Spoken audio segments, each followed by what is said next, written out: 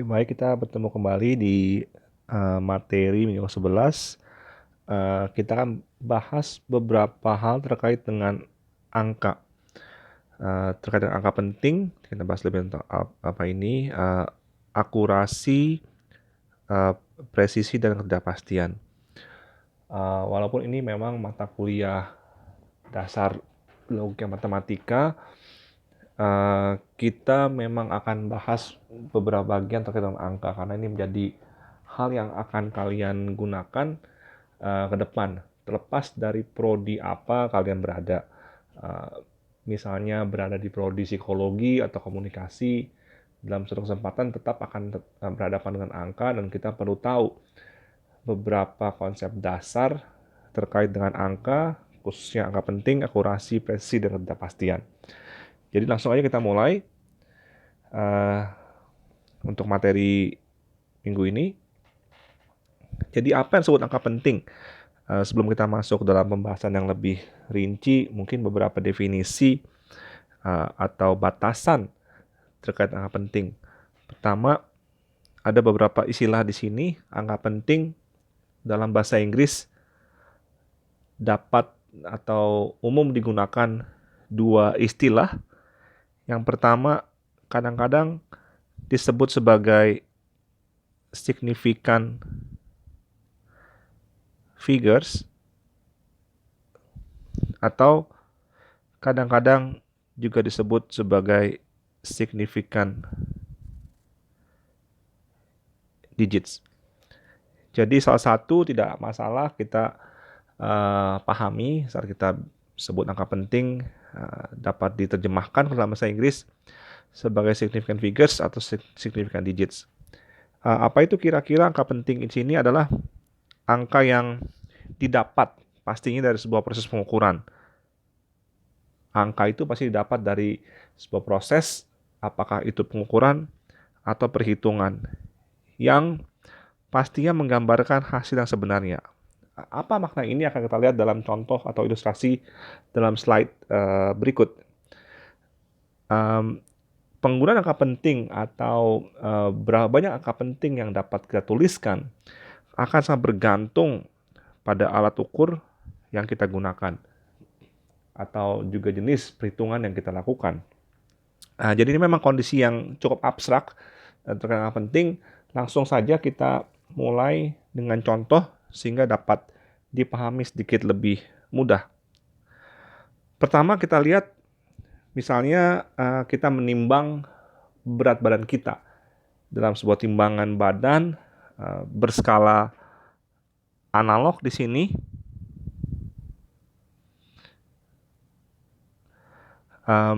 Jarum pastinya menunjukkan berapa berat, atau sebenarnya dalam istilah yang lebih tepat massa ya.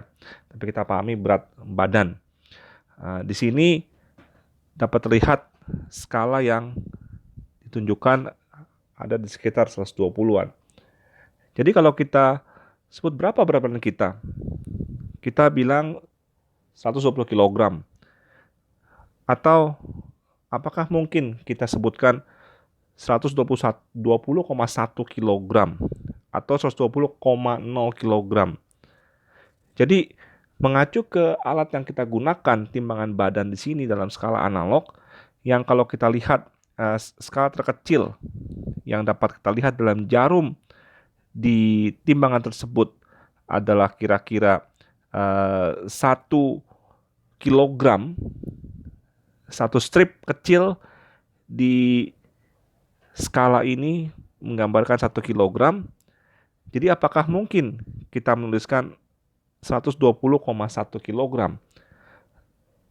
Kita lihat di sini tentunya penulisan atau penyampaian hasil pengukuran yang kita lakukan dalam hal berat badan lebih masuk akal kalau kita hanya menuliskan 120 kilogram.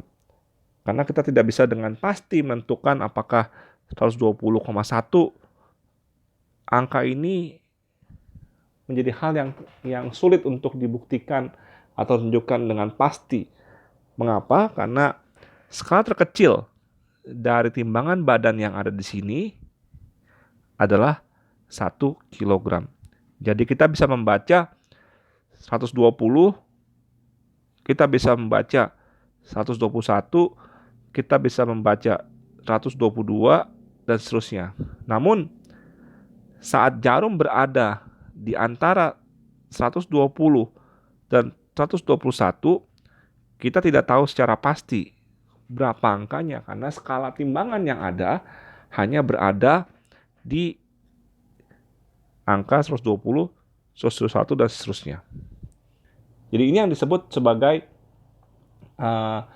angka penting yang kita peroleh dari hasil pengukuran.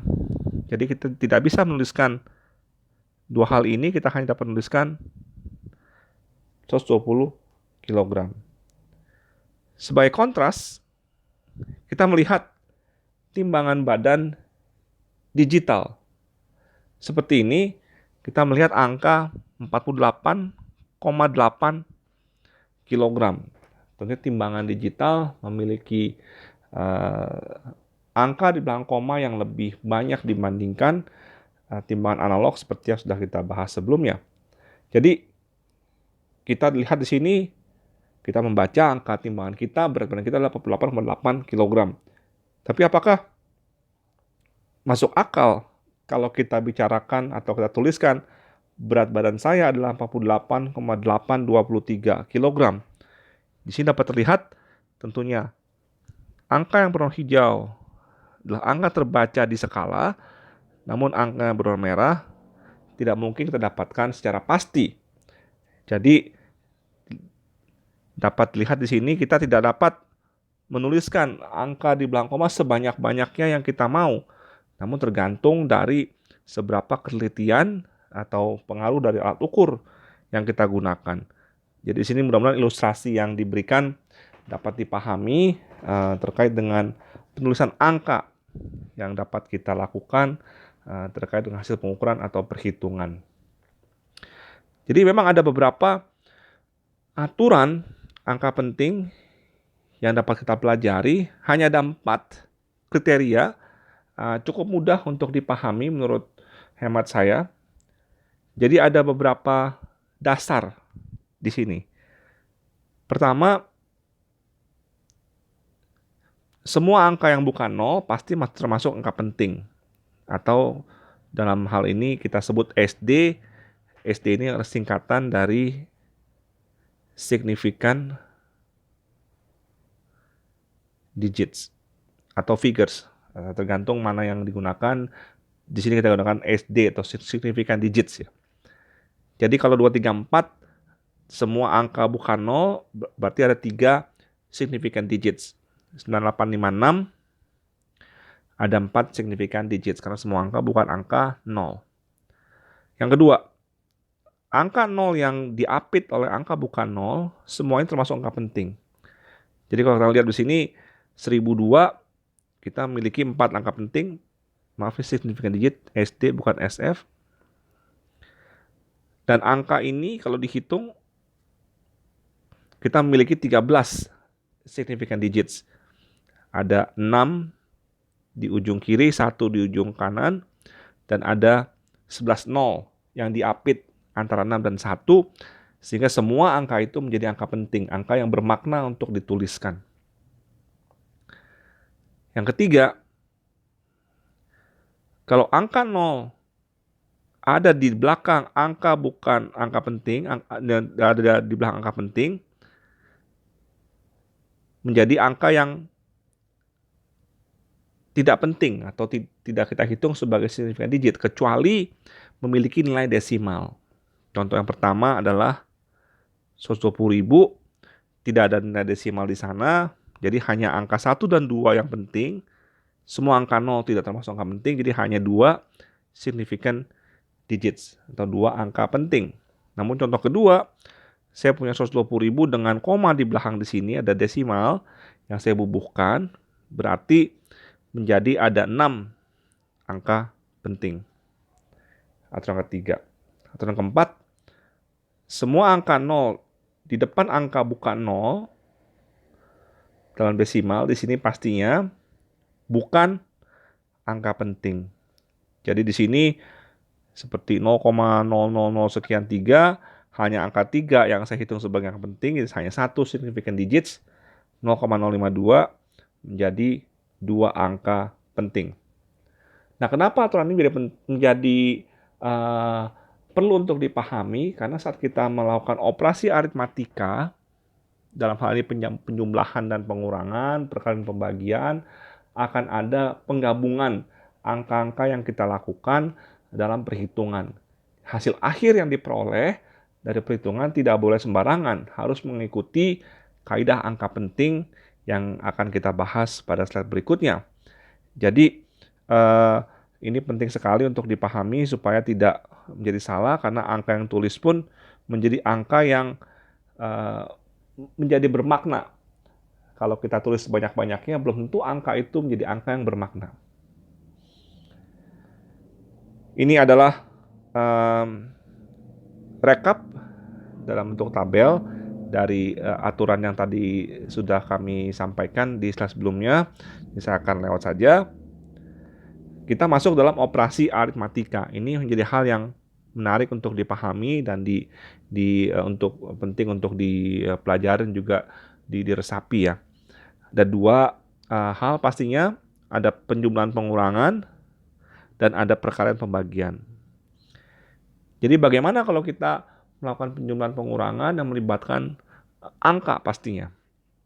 Hasil perhitungan ini penting sekali, harus mengikuti presisi dari bilangan yang memiliki presisi paling rendah. Atau secara operasional, hal yang paling gampang dipahami adalah hasil perhitungan yang kita peroleh dari penjumlahan dan pengurangan beberapa bilangan harus mengikuti jumlah desimal yang paling kecil. Contoh pertama, 37,24 tambah 10,3. Jadi hasil akhirnya harus mengikuti satu angka di belakang koma.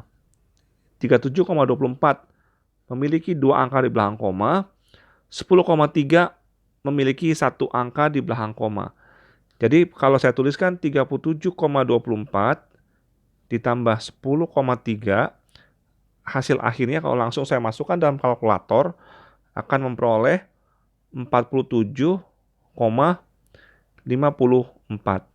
Nah, ini angka yang kita peroleh dari perhitungan di kalkulator.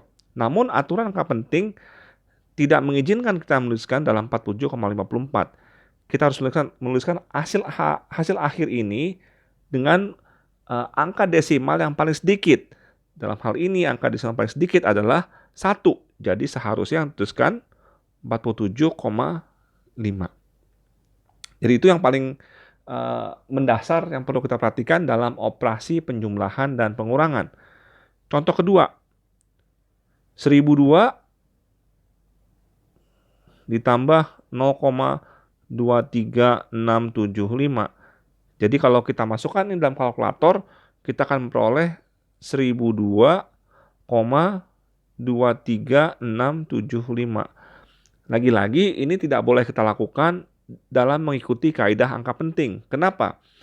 Karena 1002 tidak memiliki angka di belakang koma, tidak memiliki desimal, dan 0,23675 memiliki 5 angka di belakang koma atau 5 angka di belakang sebagai angka desimal. Jadi hasil akhirnya harus memiliki jumlah desimal yang paling sedikit. Dalam hal ini tidak ada angka di belakang desimal. Jadi seharusnya 1002. Demikian juga angka terakhir. Contoh terakhir 225,618 ditambah 0,23 harus memiliki hasil akhir 2 angka di belakang koma. Jadi ini aturan angka penting untuk penjumlahan dan pengurangan. Jadi ini aturan umum yang kita gunakan. Bagian untuk berikutnya, perkalian pembagian. Kalau perkalian pembagian, hasil akhir perhitungannya harus mengikuti jumlah angka penting paling sedikit. Jadi bukan desimal, tapi memiliki jumlah angka penting paling sedikit dari angka-angka yang terlibat. Contoh yang pertama, 12,34 dikali 1,23. Jika kita melihat atau masukkan ini dalam kalkulator, maka hasilnya adalah 15,1782. Namun perhatikan, 12,34 memiliki 4 significant digits, sedangkan 1,23 memiliki 3 significant digit. Aturan perkalian dan pembagian mengharuskan hasil akhir perhitungan memiliki angka penting yang paling sedikit. Dalam hal ini, angka penting yang harus dipenuhi oleh hasil akhir adalah 3 angka penting.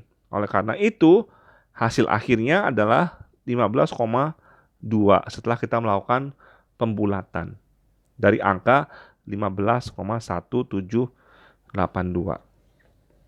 Contoh pertama. Contoh kedua, kita melakukan pembagian 0,123 ini memiliki 3 significant digits, ini memiliki 4 significant digit. Angka ini adalah angka yang kita peroleh saat kita masukkan 2 angka tersebut dalam kalkulator kita. Namun tentunya angka ini tidak boleh kita tuliskan sebagai hasil akhir. Kita harus mengikuti kaidah angka penting. Dalam hal ini, hasil akhir harus mengikuti jumlah angka penting paling sedikit, yaitu hanya 3. Oleh karena itu, kita tuliskan seperti 0,00997 dengan pembulatan. Jadi ini kaidah angka penting yang perlu kita pahami secara umum.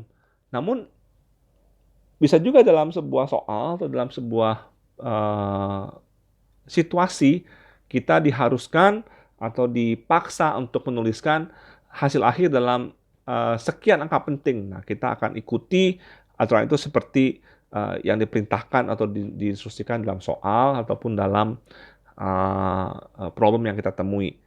Contohnya yang terakhir seperti ini, misalnya tuliskan hasil akhir dalam misalnya 5 significant digit, maka hasil akhir yang diperoleh adalah 0,09976.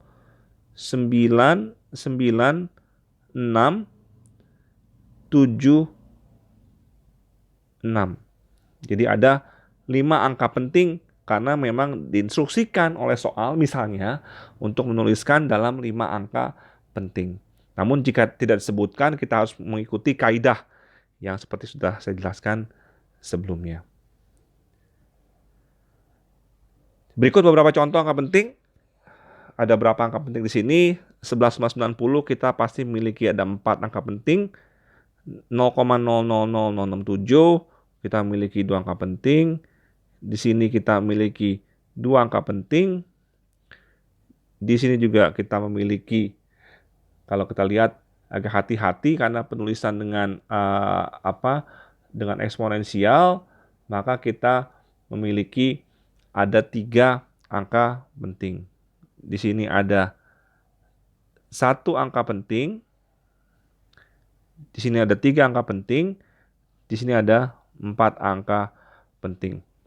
Jadi beberapa contoh terkait dengan penulisan atau perhitungan angka penting yang kita lihat dalam sebuah angka.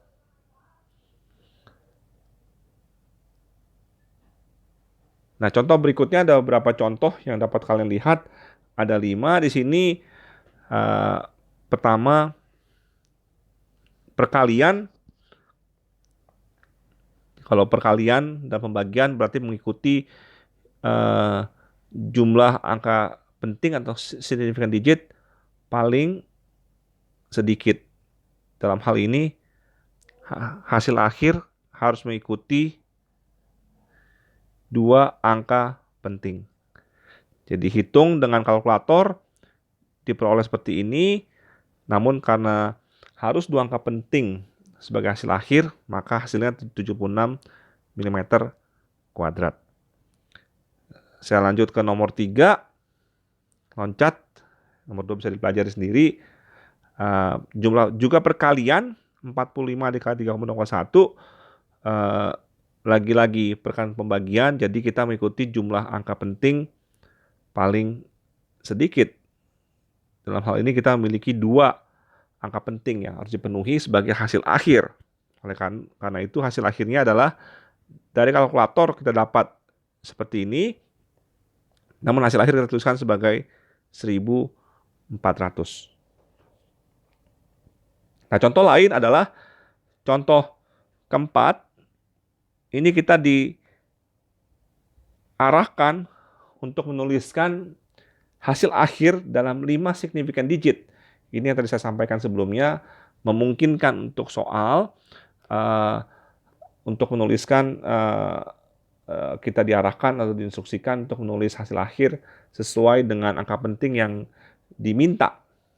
Dalam hal ini, pembagian seharusnya angka akhir atau hasil akhir hanya memiliki 2 angka penting mengikuti 0,0034, namun kita diarahkan untuk menuliskan 5 angka penting. Jadi hasil pembagian kalkulator menunjukkan seperti ini, maka kita menuliskan hasil akhir sesuai dengan instruksi dengan 5 angka penting. Nah, ini beberapa latihan yang dapat kalian kerjakan, dapat diskusikan di kelas dengan dosen kalian terkait dengan menghitung jumlah angka penting dan juga hasil akhir dalam operasi aritmatika yang dilakukan. Berikut kita masuk dalam ketidakpastian atau sumber kesalahan dalam pengukuran. Ini ada ilustrasi, ada sebuah seekor anak kucing yang diletakkan dalam timbangan, namun tergantung posisi anak kucing yang sama, ternyata kita bisa membaca angka yang berbeda-beda dari timbangan yang sama. Jadi ini adalah sebuah ilustrasi bagaimana sebuah kesalahan dapat muncul dalam sebuah proses pengukuran.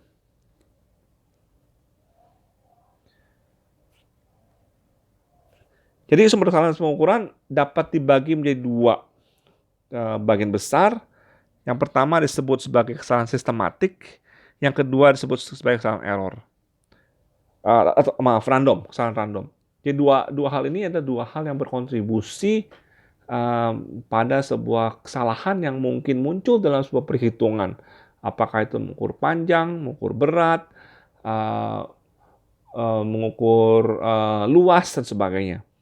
Jadi kalau bicara tentang kesalahan sistematik, umumnya sumber kesalahan yang muncul itu adalah dari aspek kalibrasi atau tidak tanda kutip nol.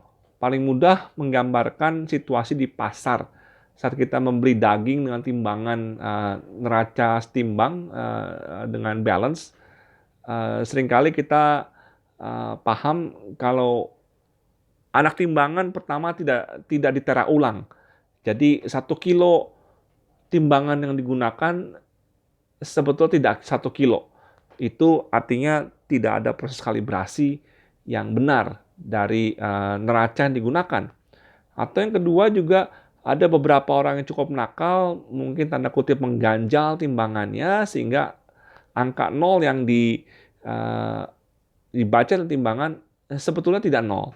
Jadi ini ada 2 hal yang sering muncul dalam kesalahan sistematik dalam sebuah pengukuran. Kesalahan random, kesalahan yang lebih umum terjadi dalam proses pengukuran, khususnya mungkin di laboratorium dan pengukuran yang sifatnya berulang. Kita bisa jadi menggunakan alat yang tidak tepat dalam mengukur, kita salah dalam membaca skala, dan mungkin ada teknik-teknik dalam pengukuran yang tidak tepat digunakan dalam mengukur atau melakukan prosedur dalam sebuah percobaan. Jadi timbullah kesalahan yang dinamakan atau masuk kategori kesalahan random. Jadi tidak perlu khawatir dengan hal ini, yang pasti kita memiliki 2 sumber kesalahan, sistematik dan random, yang pasti akan berpengaruh pada hasil akhir yang kita inginkan. Nah, kita bicara tadi tentang sumber kesalahan, sekarang kita melihat jenis kesalahan yang terjadi dalam pengukuran. Jenis error atau kesalahan dibagi 2, diberi nama oleh kesalahan absolut atau kesalahan relatif. Jadi misalnya kita ingin mengukur sebuah benda atau mengukur tinggi badan atau sebagainya atau berat badan, kita memiliki sebuah pengukuran atau sebuah dimensi dari sebuah benda yang tersebut dengan X real. Itu adalah nilai sebenarnya dari sesuatu yang kita ukur. Misal tinggi badan, berat badan, luas ruangan, dan sebagainya. Itu adalah pengukuran atau nilai sebenarnya dari benda yang ingin kita ukur. Namun dalam proses pengukuran kita memperoleh hasil pengukuran yang kita sebut sebagai X ukur. Jadi misalnya saya memiliki timbangan badan atau berat badan 70 kg, namun saya mengukur, menimbang berat badan tersebut dengan sebuah timbangan analog atau sebuah timbangan digital. Jadi itulah yang disebut sebagai besaran atau nilai yang saya peroleh dari hasil pengukuran. Jadi kalau kita bicara tentang jenis kesalahan absolut atau absolute error, kita hanya membandingkan berapa nilai hasil pengukuran dikurangi oleh berapa nilai sebenarnya, seperti pada hubungan berikut. Jika kita bicara tentang relatif, artinya kita membandingkan perbedaan antara nilai hasil pengukuran dengan nilai sebenarnya dan dibagi dengan nilai sebenarnya seperti pada hubungan berikut. Jadi kalau kita bicara tentang dua pengukuran ini, ada dua hal yang kita bisa lihat untuk absolut. Kita bisa melihat hasil error absolut ini bisa memiliki tanda positif yang artinya hasil pengukuran lebih besar daripada hasil sebenarnya, atau memiliki tanda negatif yang artinya hasil pengukuran akan lebih kecil dari hasil sebenarnya. Dua hal ini juga berlaku untuk kesalahan relatif. Jika hasil ukur lebih besar daripada hasil real, maka tandanya akan positif. Jika hasil ukur lebih kecil daripada hasil sebenarnya, maka tandanya akan negatif. Dan relatif ini bisa dituliskan dalam beberapa penulisan, bisa dalam bentuk pecahan, bisa dalam bentuk desimal, bisa dalam bentuk persentase. Jadi tidak masalah apapun yang dapat kita tuliskan, karena ini menyangkut kesalahan relatif. Kita masuk ke contoh. Misal berat badan, kita ingin menimbang berat badan. Kita tahu misalnya berat sebenarnya yang kita miliki 125 pound, tetapi timbangan menunjukkan 130. Kita menghitung berapa error absolut dan error relatif. Jadi kalau kita bicara tentang absolut, saya sebut absolut, 130 hasil pengukuran dikurang 125 menjadi 5 pound. Itu adalah hasil dari error absolut. Namun bagaimana dengan hasil dari relatif? Di sini adalah hasil pengukuran dikurangi hasil sebenarnya dibagi oleh hasil sebenarnya. Sehingga kita peroleh 5 dibagi 125. Jadi kalau kita ingin tuliskan dalam bentuk desimal, kita memiliki 0,04, atau juga kita bisa tuliskan dalam bentuk 4%. Jadi bisa kita tuliskan dalam berbagai bentuk sesuai dengan apa yang kita inginkan. Atau dalam bentuk pecahan, satu lagi 1/25. Jadi 3 bentuk ini dapat diterima sebagai bentuk kesalahan relatif. Contoh berikut, sebuah perusahaan mengklaim anggaran program sebesar 49 miliar. Namun nilai program sebenarnya 50 miliar. Jadi berapa kesalahan absolut, dan kesalahan relatif. Jadi ini adalah hasil yang diklaim 49, jadi kita bicarakan adalah 49 dikurang 50, dan pastinya untuk error juga kita lihat adalah 49 kurang 50 dibagi oleh 50. Jadi kita tulis dulu absolut jadi 49 miliar. 49 saya tulis aja. Miliar dikurang 50 miliar rupiah. Sehingga kesalahan absolut adalah minus 1 miliar rupiah. Ini adalah kesalahan absolut. Untuk relatif, karena 50 ada nilai sebenarnya, jadi saya tulis 49 kurang 50 dibagi oleh 50. Atau minus 1/50, 1 pendekatan, atau ditulis 0,02 bentuk penulisan kedua, atau 2%.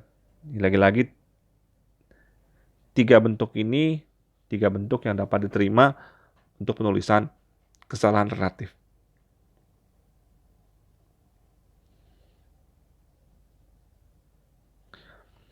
Jadi ada beberapa contoh terkait dengan perhitungan error absolut atau relatif. Pertama, mengukur tinggi, jarak, jumlah penduduk, dan ini berat. Silakan dicoba untuk memahami lebih lanjut terkait dengan error absolut dan error relatif. Terakhir yang ingin kami sampaikan terkait dengan pengukuran, ada istilah yang juga perlu dipahami, yaitu presisi dan akurasi. Jadi paling gampang analogi yang dilakukan adalah seperti olahraga memanah. Yang dinamakan akurasi adalah seberapa jauh hasil panah kita mendekati target utama. Target utama dalam olahraga panahan pastinya di tengah. Itulah target utama. Semakin jauh hasil panahan kita terhadap titik tengah itu, semakin tidak akurat hasil yang kita peroleh. Semakin dekat, itu semakin akurat. Itu adalah akurasi. Presisi adalah menggambarkan seberapa jauh atau seberapa lebar sebaran hasil panahan kita kalau kita melakukan beberapa kali tembakan ke arah target. Jadi jika kita lihat di sini ada 4 anak panah yang kita lepas yang digambarkan oleh titik warna hitam. Jadi 4 titik warna hitam itu saling cukup dekat satu sama lain. Jadi kita menggambarkan akurasi kita tinggi karena hasilnya dekat dengan titik tengah yang kita tuju, dan presisi juga tinggi karena 4 titik hitam tadi saling berdekatan satu sama lain. Jadi kita menggambarkan akurasi tinggi dan presisi tinggi. Namun di aspek kedua kita contoh akurasi yang kita peroleh rendah. Kenapa rendah? Karena 4 titik hitam ini, anak panah yang kita lepas, berada cukup jauh dari target utama di tengah. Jadi kita sebutkan akurasinya rendah, low. Namun presisi kita tinggi. Kenapa tinggi? Karena 4 anak panah tadi yang kita lepas berada berdekatan satu sama lain. Kita sebut presisi kita adalah tinggi. Ada contoh lain, kasus lain, kita memiliki 4 anak panah yang kita lepas yang digambarkan oleh 4 titik hitam. Jelas ini presisinya rendah. Kenapa? Karena 4 anak panah tadi berada cukup jauh satu sama lain. Namun kenapa disebut akurasi cukup tinggi? Karena Kalau kita lihat, kita rata-ratakan 4 anak panah ini, kira-kira akan menemui hasil yang ada di tengah. Jadi ini masih memungkinkan kita memiliki akurasi cukup tinggi, namun presisi kita rendah. Jadi presisi lagi-lagi menggambarkan seberapa jauh 4 anak panah yang kita lepas berada satu sama lain. Dalam hal ini mereka cukup jauh, maka disebut presisinya rendah. Namun akurasi cukup tinggi karena 4 anak panah ini yang kita lepas yang berwarna hitam dapat mewakili atau dapat merepresentasikan target utama kita yang ada di tengah. Yang terakhir tentunya dua-duanya masuk rendah, akurasi rendah, dan presisi rendah. Ini mudah untuk dibayangkan karena 4 anak panah yang kita lepas semuanya berada jauh terhadap satu sama lain dan tidak sama sekali mewakili target utama kita yang ada di tengah. Jadi itu konsep dasar tentang presisi dan akurasi. Dalam aspek yang lebih operasional, cukup sederhana sebetulnya. Kalau kita bicara tentang akurasi, menggambarkan seberapa jauh nilai pengukuran dari nilai sebenarnya. Jadi inilah akurasi. Dalam konteks kesalahan yang kita atau error yang kita bahas di slide sebelumnya, kita ingin melihat error absolut sekecil-kecilnya untuk memiliki akurasi paling tinggi. Semakin kecil error absolut, semakin tinggi akurasi kita. Tidak tergantung tanda yang kita miliki ya, karena tanda plus minus menggambarkan apakah pengukuran lebih besar atau lebih kecil daripada nilai sebenarnya. Namun akurasi di sini menggambarkan semakin tinggi akurasi, jadi akurasi tinggi artinya error absolut semakin kecil. Nah, presisi di sisi lain, dalam aspek operasional, ini paling mudah digambarkan atau dipikirkan sebagai berapa atau jumlah angka di belakang koma. Jadi contoh tadi di awal kuliah, di awal video kita lihat timbangan digital dan analog. Timbangan digital memiliki ketelitian paling jauh 1 kg, sedangkan timbangan digital memiliki ketelitian 0,1 kg. Jadi di situ dapat kita tuliskan presisi timbangan digital lebih tinggi daripada presisi timbangan analog. Karena timbangan digital memiliki angka di belakang koma lebih banyak dalam hal ini dibandingkan dengan timbangan analog. Jadi ini menggambarkan angka di belakang koma untuk presisi. Kita lihat contoh. Kita memiliki berat 102,4 pound, ditimbang di rumah sakit 102,4 atau ini 102,25 pound. Ini di rumah sakit. Sedangkan di pusat kebugaran timbangan kita adalah 100,7 pound. Ini di pusat kebugaran. Jadi ini adalah nilai real. Kita ditanya mana yang lebih presisi dan mana yang lebih akurat.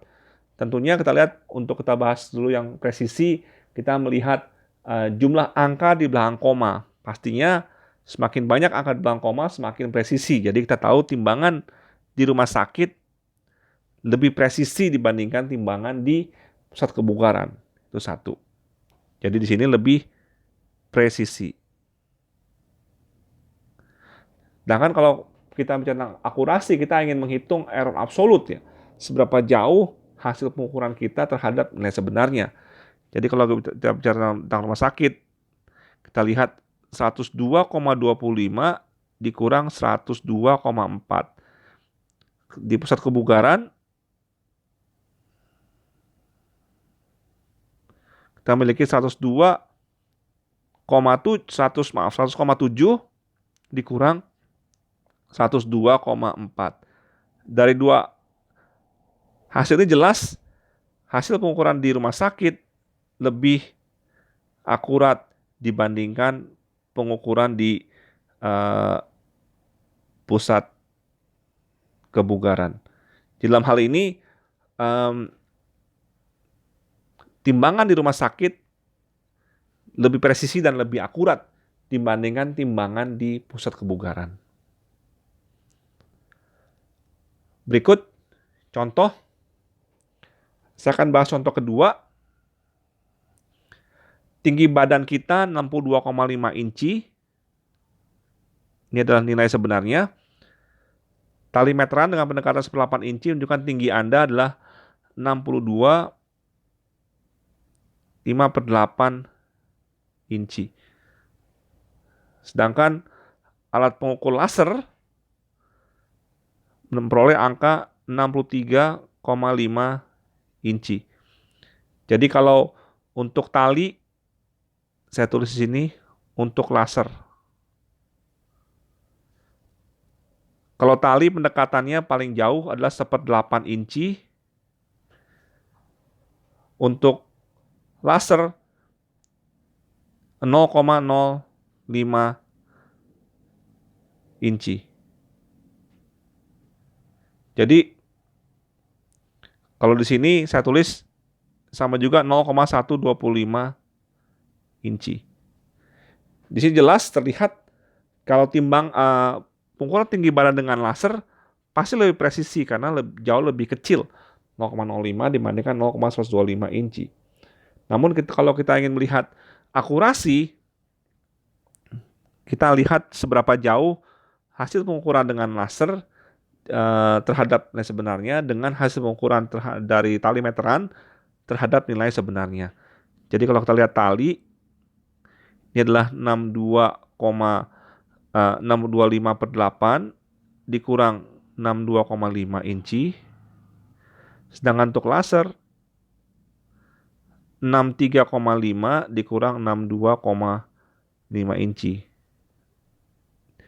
Di sini dapat terlihat kalau hasil pengukuran dengan tali lebih akurat dibanding pengukuran oleh laser.